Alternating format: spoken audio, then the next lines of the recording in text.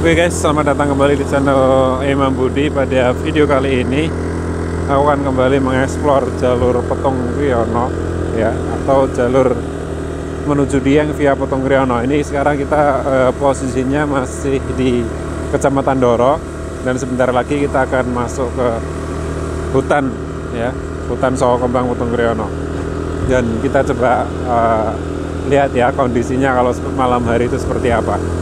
Mungkin teman-teman yang sudah pernah lewat ke Petung Kriono siang hari, itu kan jalurnya melewati hutan belantara, dan jalurnya sangat lumayan ekstrim sih ya, karena di kanan kirinya itu banyak jurang-jurang yang sangat dalam.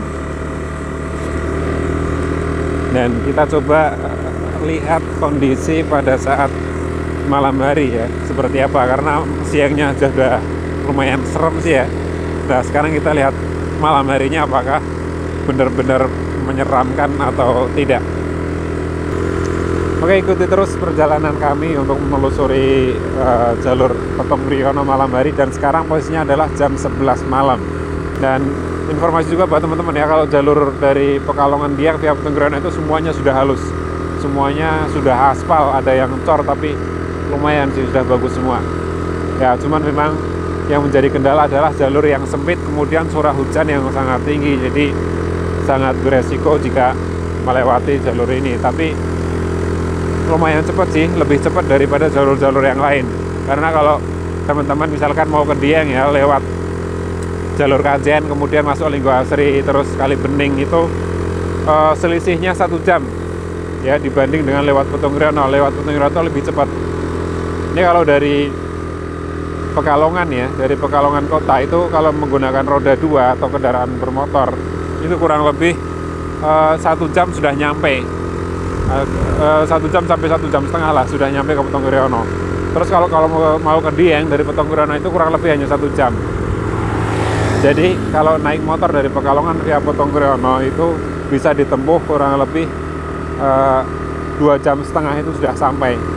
Dan yang paling penting adalah kalau lewat Petung Kriono itu jalurnya indah banget ya. Tapi kita sarankan kalian kalau mau ke Dieng itu jangan malam-malam lewatnya, karena jalannya sangat sempit dan sepi banget, gak ada lampu penerangan. Jadi kalau ada apa-apa itu agak susah. Dan jalurnya itu mungkin 80% itu gak ada sinyalnya ya, blank spot semua. Oke teman-teman, nih sebentar lagi kita masuk ke gerbang yang masuk ke gerbang Petung Kriono. Nah ini sudah ada rambu-rambunya nih. Nah ini depan kita ini sudah kita masuk ke gerbang ya, masuk ke hutan Petung Kriono. Jadi kalau sudah masuk sini teman-teman harus benar-benar hati-hati ya, nggak boleh ngebut karena banyak turunan tajam, terus tikungan-tikungan juga tajam. Oke, ini kondisinya pertama masuk itu langsung kita disambut dengan turunan yang lumayan ekstrim ya. Ini di depan ini. Nah.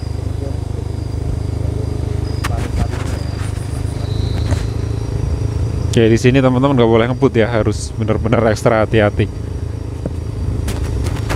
Ini kawasannya adalah kawasan hutan Sawo Kembang teman-teman.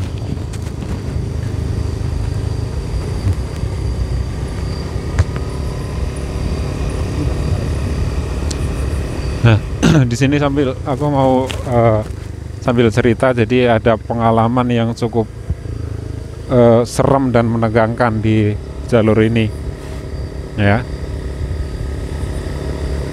Jadi beberapa tahun yang lalu aku pernah pulang dari Pekalongan kota, itu sempat pernah dihadang oleh macan tutul teman-teman ya. Itu pertama kali aku lihat macan tutul yang benar-benar di depan mata, di depan aku sendiri, dan benar-benar di lokasinya benar-benar di jalan dan di hutan belantara. Jadi biasanya kan aku lihat kalau ke kebun binatang ya, di Marga Satwa itu baru lihat yang namanya harimau atau macan gitu kan.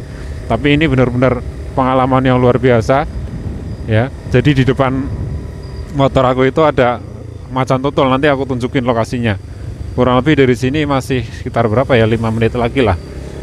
Ini di jalur Petenggoroan, karena memang ini adalah habitat aslinya macan tutul Jawa, teman-teman.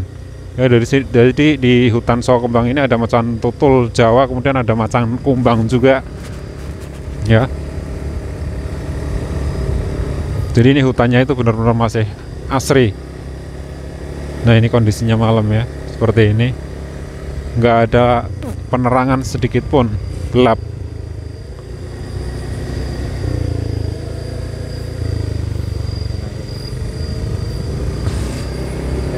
Nah, ini jalannya tuh nggak ada lurus sama sekali ya, kelak-kelok semua. Kalau ini jalurnya baru masuk ini masih lumayan enak ya, karena masih banyak yang datar, belum terlalu naik turun gitu.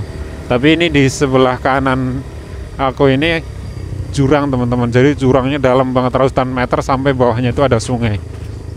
Jadi kalau ada kendaraan sampai terposok itu bisa fatal kalau sini. Makanya harus benar-benar hati-hati jika kalian melewati jalur ini, teman-teman. Nah, ini mulai jalurnya agak sempit, paling kurang lebih 3 meter ya.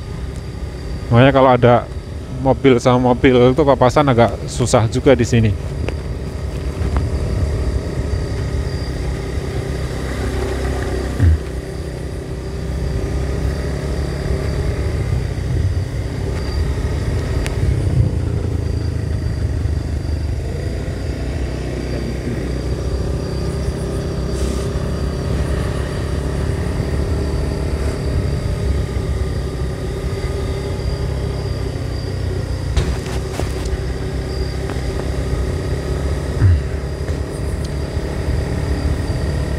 Nah, aku saranin buat teman-teman yang lewat jalur Petenggoroan baik siang maupun malam ya, harus benar-benar hati-hati. Apalagi kalau misalkan ada tikungan yang depannya itu tidak terlihat, itu teman-teman harus klakson, itu wajib ya, karena biar kalau di depan ada kendaraan itu tahu kalau di seberang tikungan itu ada orang, jadi untuk menghindari kecelakaan ya. Karena kalau kalian nggak klakson, apalagi sampai naik motornya nggak di jalur sendiri, itu bahaya, rawan sekali, soalnya jalurnya seperti ini ya. Intinya jangan neman-neman inilah klakson ya, harus benar-benar tetap bunyi terus. Kalau ini malam-malam memang nggak ada kendaraan yang lewat ya, jadi kita nggak jarang pakai klakson. Mungkin sekali 2 kali. Ini benar-benar sepi banget, dari tadi belum ada kendaraan yang dari. Nah, ini teman-teman, pas di sini waktu itu aku lihat macan tutul pas di sini, ini ada jembatan kecil ini. Jadi waktu itu kejadiannya pas, kalau nggak salah pas bulan puasa itu ya. Itu pertama kali aku lihat macan tutul di tengah hutan, benar-benar di tengah hutan. Dan itu pengalaman yang luar biasa. Salah ding, tadi bukan di situ, tapi nah ini pas di sini. Nah, tempat ini. Nah, ini ada jembatan kecil di sini. Jadi waktu itu aku dari arah Pekalongan, itu pas malam kena lampu itu ada putih-putih itu kan, loncat-loncat di tengah jalan. Aku kira apaan itu kan. Setelah dekat ternyata macan tutul, dan itu bikin panik banget. Sampai berhenti beberapa lama, kurang lebih ada 1 menit lah, karena itu macan tutul nggak mau nggak mau pergi. Akhirnya setelah kurang lebih 1 menit itu macan tutul itu dia langsung naik ke atas ya, sebelah kiri itu naik ke atas jalan. Lah akhirnya kan saya memberanikan diri buat jalan lagi. Setelah jalan pas sampai ke jembatan kecil itu, ternyata dari atas itu dia turun lagi, teman-teman. Pas bener-bener di depan motor, akhirnya kaget banget. Dan itu pengalaman yang luar biasa sih. Nah, di situ akhirnya klakson gue bunyikan kencang banget, klaksonnya sampai beberapa kali. Akhirnya dia langsung setelah turun itu langsung balik lagi ke atas. Nah, habis itu bener-bener gaspol motor, padahal kondisi jalan waktu itu bukan sehalus sekarang. Waktu itu masih bener-bener rusak parah jalannya, tapi nggak tahu karena memang panik dan takut banget, takut macannya itu ngejar. Akhirnya pokoknya gas sekencang-kencangnya, nggak peduli jalannya rusak atau apa, bener-bener panik pokoknya, yang penting langsung jauh dari situ pokoknya. Itu pengalaman yang luar biasa teman-teman. Tapi ya buat teman-teman gak usah takut sih ya, misalkan datang ke sini terus takut sama hewan buas. Yang penting kita nggak ganggu sih, nggak apa-apa sih. Mereka juga apa namanya, mungkin sama manusia juga takut juga. Ya itu pengalaman yang luar biasa sih menurut aku. Dan itu bukan yang pertama, yang keduanya juga di depan sana itu ada namanya jembatan Sipingit. Jembatan Sipingit itu juga pernah sekali, tapi malah macan tutul yang hitam. Kalau daerah sini itu namanya macan kumbang, dan itu benar-benar bikin kaget setengah mati ya, karena dia lompat dari atas jalan itu pas di depan motor, tapi langsung nyebrang, hanya nyebrang jalan gitu. Pas waktu itu sebelum maghrib kalau nggak salah ya, sebelum maghrib posisi gerimis, jadi sampai jantung tuh mau copot rasanya. Ya itu pengalaman di hutan ini sih ya. Tapi buat teman-teman yang penting hati-hati lah, apalagi kita harus tetap menjaga keseimbangan alam ya, termasuk kayak ini kan hutan lindung, hutan Soho Kembang, hutan konservasi yang memang harus dijaga ya kelestariannya. Jadi di sini ada macan kumbang, ada macan tutul, ada oa ya, ada primata-primata yang lain, itu masih alhamdulillah masih lestari. Dan aku sebagai warga Pekalongan cukup bangga sih buat untuk Putung Riono tentunya, karena masyarakatnya itu masih mau menjaga keseimbangan alam, jadi tidak mau menebang pohon dan sebagainya. Yang aku sesalin sih masih banyak orang yang berburu burung di sini, makanya sekarang sudah burung-burung yang langka, yang mahal itu sekarang sudah jarang sekali terlihat, karena hampir setiap hari masih ada pemburu yang datang ke sini. Ya harapannya sih bukan hanya papan nama aja ya yang dipasang di wilayah Putung Riono atau larangan-larangan aja, tapi benar-benar harus ada ketegasan dari apa namanya Polhutnya gitu ya, agar tidak ada pemburu yang masuk ke Putung Riono. Karena ini sayang banget ya, hutan satu-satunya di Pekalongan yang masih asri, mungkin di Jawa Tengah pun ini yang masih benar-benar asri, alami, masih utuh ya. Dan dari ya mungkin semua lah, termasuk ini wisata udah ramai juga, teman-teman harus buang sampah yang benar-benar di tempatnya, jangan sampai di pinggir-pinggir jalan ini buat tempat sampah. Itu nggak bagus buat keseimbangan alam. Nah ini jembatan Sipingit teman-teman, yang pernah aku lihat di depan sini. Nah pas dari sini macan kumbang dari atas sana itu turun ke bawah teman-teman. Itu pengalaman yang luar biasa sih, pengalaman yang menegangkan, serem juga sih. Oke teman-teman, selamat menikmati perjalanannya malam hari ya. Ya mudah-mudahan lancar sih, nggak ada kendala apa-apa, karena ini jauh dari sana sini teman-teman. Ya, dari Kecamatan Doro juga sudah jauh, dari Putung Riono juga masih sangat jauh. Oke, buat teman-teman semua yang punya pengalaman yang pernah melewati jalur hutan Soho Kembang atau jalur Putung Riono, silakan teman-teman komen ada pengalaman apa kalian untuk melewati jalur ini ya. Silakan komen di kolom komentar di bawah.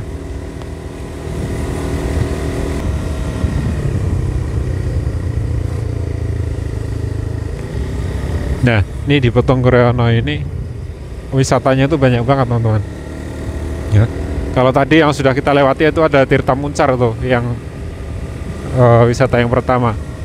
Tapi sekarang sudah tutup sih karena sepi dia di tengah hutan dan pengelolaannya juga kurang. Nah, ini di depan ini kurang lebih 200 meter itu adalah kampung pertama, ya. Kampung pertama yang di Putung Riono. Setelah melewati hutan belantara ini, ada kampung pertama itu namanya Kampung Dukuh Soho Kembang. Ya, namanya Dukuh Soho Kembang. Nah, ini ada jembatan, ini namanya jembatan Welo. Nah, ini tanjakan ini teman-teman harus hati-hati karena tanjakannya lumayan ekstrim. Tikungannya juga tajam.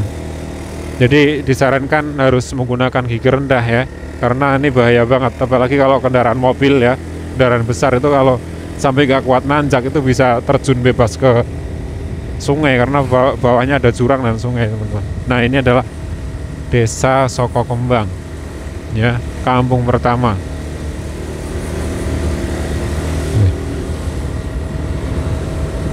Kalau sudah sampai sini tuh alhamdulillah sudah mulai lega sih, ya, sudah mulai lega. Dan ya kalau sendirian lewat sini sih gak disaranin ya kalau gak terbiasa.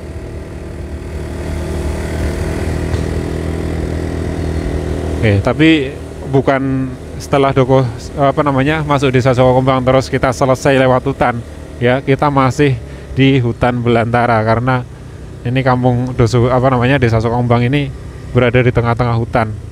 Nah, di kampung itu yang ada ada base camp untuk konservasi owa Jawa itu di hutan itu, teman-teman. Dan di situ juga ada yang produksi kopi. Jadi kalau teman-teman mau beli oleh-oleh kopi itu ada di situ.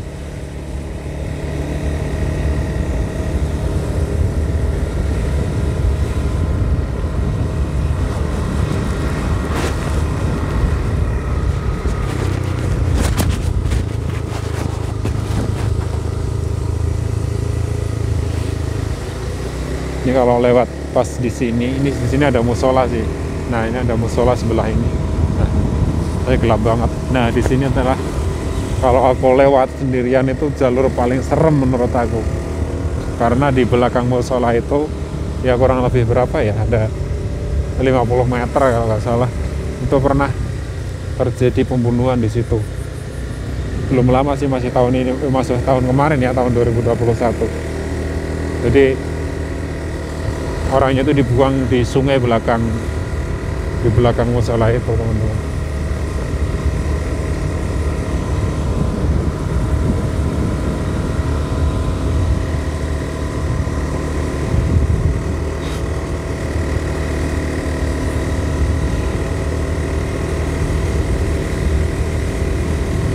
Oke, ini di depan ini ada air terjun, ya. Ini air terjun yang sering digunakan oleh para wisatawan buat istirahat di sini. Nah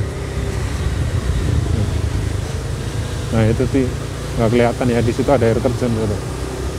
Nah, ini adalah tanjakan terekstrim juga nih, termasuk tanjakan paling ekstrim, namanya tanjakan Cibeduk. Ya, ini baik naik maupun turun teman-teman harus menggunakan gigi rendah, ya. Dan benar-benar klakson harus dibunyikan karena takutnya dari atas ada kendaraan juga, jadi harus hati-hati. Ataupun kalau kalian misalkan turun ya di jalur ini juga dari atas sudah harus menggunakan gigi rendah dan harus pelan. Apalagi kalau kendaraan matic itu sangat berbahaya, teman-teman, karena bisa loss remnya. Karena kalau misalkan dari Dieng itu kan cukup jauh sampai sini, kemungkinan rem kan panas. Kalau rem panas itu kalau mau kendaraan matic itu bisa berbahaya karena biasanya loss remnya, nggak bisa direm.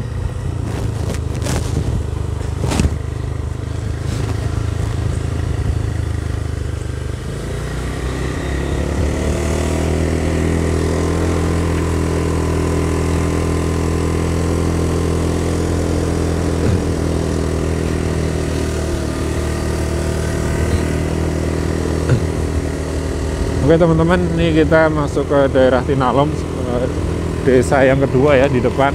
Tapi untuk video kali ini cukup sampai di sini saja. Dan untuk video selanjutnya, karena ini durasinya cukup panjang, kita sambung di video berikutnya ya teman-teman. Terima kasih yang sudah nonton video ini sampai selesai dan ikuti perjalanan kita melewati jalur Potong Riono.